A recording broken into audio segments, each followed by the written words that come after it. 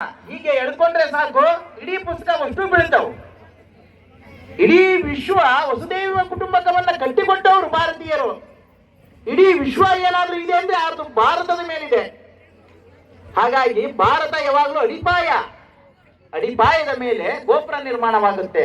ಅಂತ ಭವ್ಯವಾದಂತ ಅಡಿಪಾಯವನ್ನು ಹೊಂದಿರೋದು ಭಾರತದ ನೆಲ. ವಿಶೇಷವಾಗಿ ಅನೇಕ ಶರಣೀಯರ ತಾಯಂದ್ರಿದ್ದೀರಿ. ಇವತ್ತಿನ ದಿನಮಾನಗಳಲ್ಲಿ ಅನೇಕ ತಾವೆಲ್ಲರೂ ಕೂಡ ಮಕ್ಕಳನ್ನು ಬೆಳೆಸ್ತಾ ಇದ್ದೀರಿ.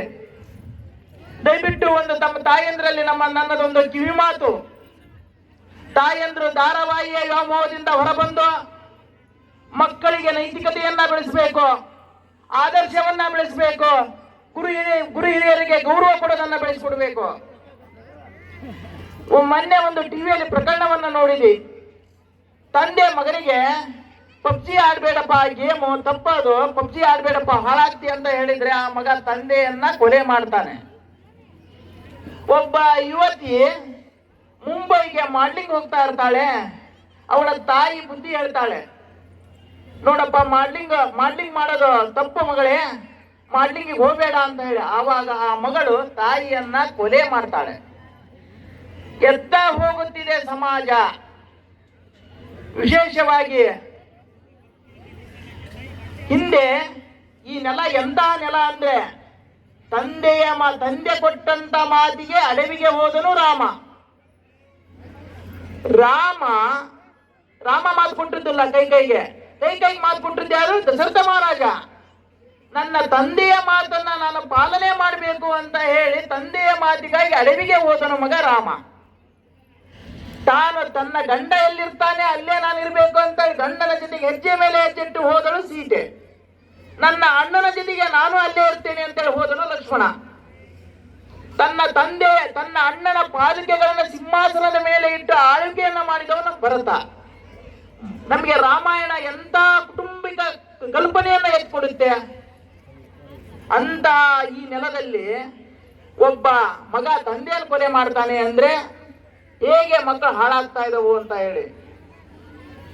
ತಾಯಿಯ ಮಾತಿಗಾಗಿ ಕರ್ಣ ರಣಭೂಮಿಯಲ್ಲಿ ಮರಣವನ್ನಪ್ಪಿದ. ಕುಂತಿ ಕೇಳಿದ್ಲು, ಮಗನೇ ದೊಡ್ಡ ಬಾಣವನ್ನ ತೊಡಬೇಡ ಅಂತ ಹೇಳಿ. ಆಯ್ತು ಅಂತ ಹೇಳಿ ತಾಯಿಗೆ ಮಾತು ಕೊಟ್ಟಂತ ಕರ್ಣ ರಣಭೂಮಿಯಲ್ಲಿ ಮರಣವನ್ನಪ್ಪಿದ.